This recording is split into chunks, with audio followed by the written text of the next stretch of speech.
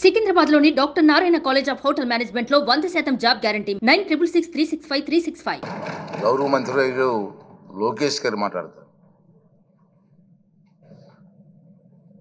స్పీకర్గా ఎన్నికైన అయ్యన్న పాత్రుడు గారికి నా హృదయపూర్వక శుభాకాంక్షలు. అయ్యన్న పాత్రుడు గారు అంటే అందరి పాత్రుడు, ఎప్పుడూ ప్రజల గురించే ఆలోచించే వ్యక్తి. అధికారంలో ఉన్నా ప్రతిపక్షంలో ఉన్నా ప్రజల సమస్యలు ఎట్లా పరిష్కరించాలని ఆలోచించే వ్యక్తి అయ్యన్న పాత్రుడు గారు.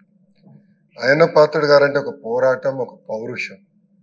ఇప్పుడే అన్న పవనన్న అన్నట్టు క్షణికావేశం కూడా ఉండేది, ఇప్పుడు ఇంకా అవకాశం లేకుండా పోయింది.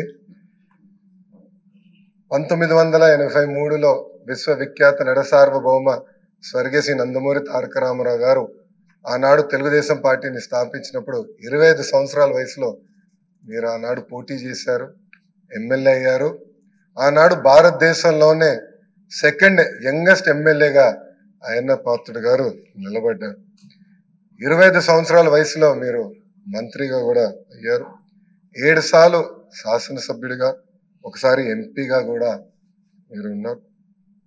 7 సార్లు ఒకే నియోజకవర్గం, నర్సీపట్నం నియోజకవర్గం ఏ అదృష్టం చేసుకుందో నాకు తెలియదు, కానీ 7 సార్లు కూడా నర్సీపట్నం నియోజకవర్గం ఎమ్మెల్యేగా మీరు నిలబడ్డారు. 16 సంవత్సరాలు మీరు మంత్రిగా చేశారు.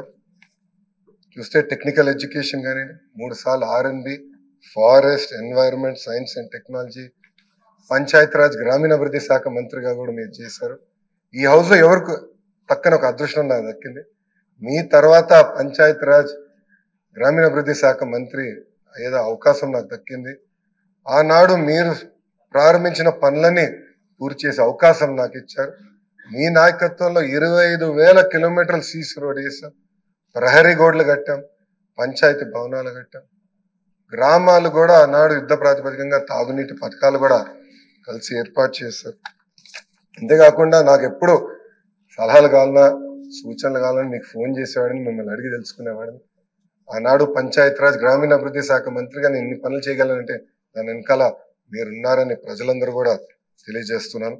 ఇంతేకాకుండా పెద్దలు గౌరవ ముఖ్యమంత్రి గారు చెప్పినట్లు ఆనాడు ఉత్తరాంధ్ర సృజల సమితి ఇరిగేషన్ కోసం కూడా మీరు పెద్ద ఎత్తున పోరాడారు.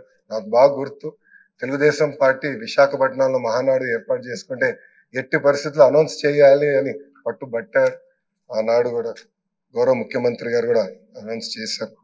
అంతేకాకుండా పార్టీలో కూడా పాలిట్ బ్యూరో సభ్యుడిగా, సీనియర్ నాయకుడిగా నాకు ఎప్పుడూ ఒక గైడెన్స్ ఇస్తానే ఉన్నారు.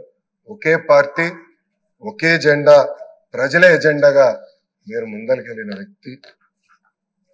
గత 5 సంవత్సరాలు మీరు కూడా ప్రభుత్వం చేతిలో ఒక బాధ్యత. 23 కేసులు మీ పైన కూడా బంపర్ ఆఫర్ మీ పైన కూడా పెట్టారు. మీ పైన కూడా నిర్భయ కేసు పెడతాం కానీ ఎన్ని చేస్తాం, చాలా బాధాకరం. ఆనాడు కావాలని ఇల్లు ఇల్లీగల్ గా ఉందని కోర్టు కూల్చొద్దు అని చెప్పినా కూడా అతి ఉత్సాహంతో అధికారుల్ని, పోలీస్ సోదరులను పంపించి మీ ఇల్లు పైన కూడా దాడి చేశారు, కుటుంబం పైన దాడి చేశారు. మీ భార్య కానీ 2 అబ్బాయిలు కూడా బాధితులు ఈ ప్రభుత్వం చేతులు. ఆనాడు నేను నర్సీపట్నంకు వెళ్ళాను, కుటుంబాన్ని కలిసినప్పుడు వాళ్ళని ఒకటే అడిగాను, ఇక్కడికి మీరు ఎందుకు వచ్చారు, మీ అవసరం రాష్ట్రానికి ఉంది, ఏం పర్వాలేదు, అయ్యన్న పాత్రుడు గారు పోరాడతారు, ఎక్కడికి వెళ్ళరు, మీరు వెళ్ళి అందరు కార్యకర్తల్ని కాపాడండి అని తల్లి కూడా నాకు చెప్పడం జరిగింది. నేను అది ఎప్పుడూ మరవలేను. రాజకీయాలు చూసి పెరిగిన వ్యక్తి. ఒకప్పుడు శాసనసభ జరుగుతుందంటే రాత్రి 2-3 వరకు కూడా జరిగేది. ముఖ్యమంత్రి గారు, ప్రతిపక్ష నేత హోరాహోరీగా చర్చలు చేశారు. యువకులుగా మేమందరం చూసేవాళ్ళు. ఉందాతనంగా సభ జరిగేది. ఎవరన్నా స్పీడ్ గా మాట్లాడినా 2వ రోజు సభకొచ్చి కొంచెం స్పీడ్ గా మాట్లాడడం, క్షమించండి అని కూడా కోరిన రోజులు అందరం చూసాం. కానీ గత 5 సంవత్సరాలు అన్నీ లేకుండా పోయినాయి. ప్రజలు కూడా ఒక మాటలో చెప్పాలంటే శాసనసభని అసహించుకునే పరిస్థితి వచ్చింది. ఇది చాలా చాలా బాధాకరం. ఇక్కడ చాలా మంది మొదటిసారి శాసనసభ్యులు ఉన్నారు.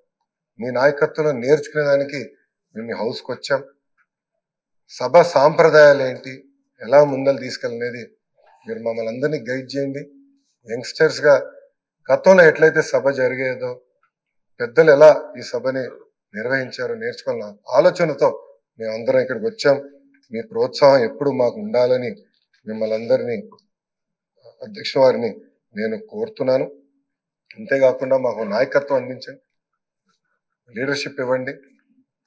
హౌస్ని మేమందరం మీరు చెప్పిన మాట మీద నిలబడతాం.